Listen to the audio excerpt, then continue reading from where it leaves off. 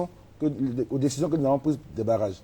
C'est d'abord que les gens circulent. Moi, je vois sur Internet, je vois les communications, les gens sont contents, ils circulent. Nous allons aller vers l'intérieur du pays et je vous assure, le Premier ministre me disait, Monsieur le ministre, si chaque semaine, je dois prendre une demi-journée pour être sur le terrain, pour régler ce problème, je le ferai. Donc, c'est dire que... En tant que ministre de la Défense. En tant que Premier ministre de la Défense qui coordonne toute cette grosse opération.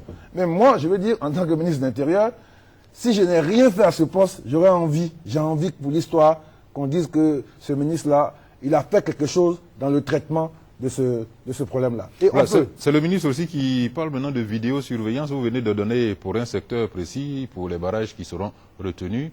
Vous le généralisez dans des points stratégiques, dites-vous, d'Abidjan. Vous avez réglé la question de la vie privée? Non, bien sûr, non. C'est vrai que la vidéo suivant le grand débat dans les pays... Oui, ça vient chez nous, donc il faut commencer. C'est que ça peut freiner, mais c'est un outil. C'est un outil important dans la sécurité. Les nouvelles technologies ont eu des avancées dans beaucoup de domaines. Mais là où les avancées sont spectaculaires, c'est dans le domaine de la sécurité. On va vraiment faire en sorte, on a 36 commissariats à Abidjan, mais vraiment on va faire tout pour que chaque commissariat ait au moins 2 ordinateurs. Que les gens n'arrivent pas. Parce que souvent, vous êtes agressé chez vous. Les bandits sont venus. Vous êtes moralement affecté. Vous allez au commissariat, le traumatisme est encore plus grand. On dit, asseyez-vous là, il n'y a pas de machine. Qu'est-ce qui s'est passé? Non, on va régler tout ça. Il n'y a pas de carburant. Il n'y a pas de carburant. Vous payez le carburant. Vous payez le carburant, on va régler tout ça. Parce que nous-mêmes, on est animés d'une volonté. Et je vais lancer un appel. Je vais lancer un appel à tous ces militaires-là, tous ces policiers. C'est des charges qui sont de grands privilèges. La société vous donne une arme, la société vous donne la force. Et cette force-là, elle doit être rassurante. Comme l'a dit le Premier ministre, soyez amis des populations. Moi, je trouve qu'il n'y a rien de plus grand, de plus beau que de travailler pour le bonheur et le bien-être de ses concitoyens. D'accord. C'est une grande charge. Ils ont des problèmes. Ces problèmes sont connus. Ils seront traités, mais à leur niveau, qu'elles arrêtent d'être des freins à la liberté des Ivoiriens. Proposition d'une police privée, d'une police universitaire Tout à fait. même. Dans l'ébauche du plan global que nous avons un rôle important que nous allons accorder aux polices municipales. Et nous pensons même que ça peut être un moyen de récupérer la plupart des jeunes qui sont retrouvés à manier les armes dans le cadre de cette crise. Donc, les mairies vont être encouragées, vont être encadrées pour avoir des polices municipales qui auront une mission spécifique, qui auront des habits, des tenues spécifiques par quartier, etc. Je pense que c'est des idées. On en a parlé avec quelques maires déjà. Je pense que c'est cette idée-là de police spécifique. Il n'a pas de police universitaire, je crois que même sur le terrain universitaire, de toute façon, je pense que le ministre de l'Enseignement supérieur doit repartir à zéro. Estimer le besoin. Les universités ne peuvent plus être celles qu'on a connues, où c'est des caches d'armes. Donc je ne crois pas qu'on soit obligé, dans le cadre de ces nouveaux esprits qu'on va inculquer à la vie universitaire, d'avoir un commissariat. Demain, on nous parlera des franchises universitaires. Non, je ne crois pas que ce soit nécessaire. Mais de toute façon, je crois que l'école de police est pas très loin. Justement, parlant de l'école de police, le concours d'entrée à l'école de police a demandé le téléspectateur assez rapidement et qui fait partie de ceux qui ont été supprimés. On n'a pas encore pris de décision. Ah ouais, d'accord. On n'a pas encore pris une décision. La question à l'étude, on n'a pas encore pris de décision. Evelyne Débat, on vous retrouve pour d'autres préoccupations. Ils sont prioritaires, hein, les téléspectateurs et auditeurs. D'accord. J'ai monsieur CD qui appelle de Korogo, qui propose que des éléments FRC retournent dans leur zone d'origine pour désengorger Abidjan. Et puis monsieur Koné Idriss demande quel est le sort réservé aux Burkinabés qui font partie des forces républicaines et aux autres étrangers. Un chauffeur de camion demande au ministre d'État les dispositions prises pour assurer la sécurité des chauffeurs si les éléments FRC retournent dans les casernes. Voilà. Vous avez été... Bref, je suis sûr que c'est du condensé parce que je suis sûr que le téléphone continue de sonner là-bas. Alors, les FRC auraient une zone d'origine? Non, peut-être les FAFN. Bon, allez-y. Dans la composante ex-FAFN, et si certains ont pu lire l'interview du colonel Soumaro ce matin dans Frakente matin, il a dit clairement, déjà la moitié de ceux qui sont venus à Abidjan sont retournés. Je vous dis, on leur a fait un mauvais procès parce qu'en fait, tous ces dérapages, c'est surtout le fait d'éléments incontrôlés qu'on a retrouvés, qui sont des volontaires. Et même là, avec le premier dans le reportage, à un moment, on rencontre des gens qui disent, vous venez de qui? Vous êtes à quel chef? Nous sommes des volontaires. Donc, ces volontaires d'abord être traités dans la réinsertion.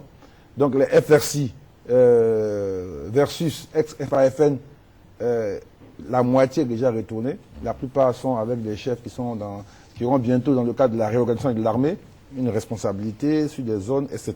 Donc, Abidjan sera désengorgé, ne vous en faites pas. Ensuite, on me parle de Burkinabé dans les FRC. Avant qu'on arrive à ça, pour cette étape d'encasernement, si je ne me suis pas trompé en lisant le communiqué du Conseil des ministres, dans votre communication, il est fait état et précision que les chefs aussi doivent rentrer en caserne pour... ce sont eux qui posent problème? Est-ce que ce ne sont pas eux qui posent problème? Non, on a constaté que justement, quand les chefs étaient donc en ville, les éléments les suivaient en ville. Donc on a souhaité que les chefs restent dans les casernes afin que les éléments justement soient... Comme ils aiment en tout de leur chef, donc ça va permettre à ces éléments de se sentir bien en caserne. C'est quand la caserne, le chef n'est pas à la caserne, il est dans... Bon, il est en ville. Est-ce que dans le contexte actuel, les chefs peuvent être... bien sûr, c'est une décision. Écoutez, vous savez, c'est des militaires. Ils savent que de ce point de vue, ce n'est pas des décisions qui se discutent. Elles s'appliquent. D'accord, donc ils vont aller comme des locomotives en caserne et les autres suivront. Je n'ai pas dit comme des locomotives. Non, ils vont servir de locomotives, de motivation. Voilà, tout à fait. On a vu à la une d'un journal de la place qu'il y a à Bobo, par exemple, 8000 combattants pour 200 commandants. 8000 combattants pour 200 commandants. Bon. Est-ce que c'est des chiffres avérés? Je ne peux pas les confirmer, parce que je n'ai pas les chiffres précis sur Parce Abobo. que si pour une commune seulement, 200 commandants, ce sera à mon avis très difficile de faire entrer tout ce monde-là. Non, je crois que c'est pas... Non, 200 commandants, non, c'est pas possible. Okay. Ah, voilà. Non, c'est vrai que... Je préfère que le ministre de l'Intérieur soit catégorique, parce que si vous dites que vous n'avez pas les chiffres précis sur Abobo, moi ça m'inquiète. Le ministre de l'Intérieur qui n'a pas de précision sur les effectifs. Je préfère vous inquiéter plutôt que de vous mentir. C'est vraiment, je préfère que vous soyez inquiet plutôt que je vous mente. Si je ne sais pas, je ne sais pas. C'est la transparence. Voilà. Alors, il y aurait des Burkinabés, d'autres étrangers dans les... Ça, c'est des affabulations. Encore. Je pense que les gens essaient toujours de nous replonger un peu dans tous ces vieux concepts. Il y a tellement d'Ivoiriens qui ont affirmé leur responsabilité dans cette crise. Pourquoi aller chercher des Burkinabés dans les FRC? Je veux dire, non, je crois que ça, c'est encore des affabulations. D'accord. Par contre, le dernier point, c'était les chauffeurs. Les chauffeurs disaient comment... C'est là que cette question donne l'opportunité de parler d'une disposition importante. C'est le centre d'appel que nous allons mettre. Le centre d'appel que nous allons mettre en service. Les réseaux sont construits. Le numéro est connu, je peux le donner aujourd'hui, ce sera le numéro 100. C'est-à-dire, ce sera un centre d'écoute comme on n'en a jamais eu en Côte d'Ivoire. Je répète, le numéro 100. 100. Je ne vais pas commencer, il n'est pas encore... Il va avoir une campagne, on va vous venir à la télévision, on va vous dire comment ça marche, avec des téléconférenciers qui parlent même en langue du pays. Si vous voulez parler en Doula, en BT, en Agni, il y aura des lignes dédiées aux femmes qui ont envie de parler aux femmes parce que c'est des cas de viol. Il y aura des lignes pour les transporteurs, pour le racket. On va faire en sorte qu'un Ivoirien ou quelqu'un qui vit dans ce pays, s'il est victime d'une exaction, de qui que ce soit, puisse avoir une oreille, puisse avoir une écoute. Ce numéro-là, il y aura toujours quelqu'un pour décrocher. Nous allons rendre compte les comptes rendus d'appels, faire le point du nombre d'appels et le traitement de ces appels. S'il vous arrive quoi que ce soit, ça va, ce numéro, il faut le retenir, simplement le 100, il va devenir votre ange gardien. Moi-même, le Premier ministre, le Président, chacun on va traiter ces informations. Si c'est dans un commissariat, on vous a mal reçu. Si c'est dans un carrefour, on vous a anarqué ou vous a été victime de tracasserie, on va remonter pour traiter et prendre des mesures et des sanctions seront annoncées. Je crois qu'il y a eu trop d'impunité qui en essaie de construire dans l'esprit des uns et des autres qu'ils avaient le pouvoir de faire tout ce qu'ils voulaient les Ivoiriens. Mais je vous assure, notre conviction, c'est que quand on a la charge de cette responsabilité-là pour le pays, c'est vraiment d'offrir un mieux-être aux Ivoiriens. Et je dis c'est important, aujourd'hui c'est vrai les gens ne savent pas, il arrive tellement de choses à tellement de gens, ils se sentent impuissants. Or la puissance publique, l'État... Oui, ils ne savent pas à qui s'adresser, ils ne savent pas quel corps frapper.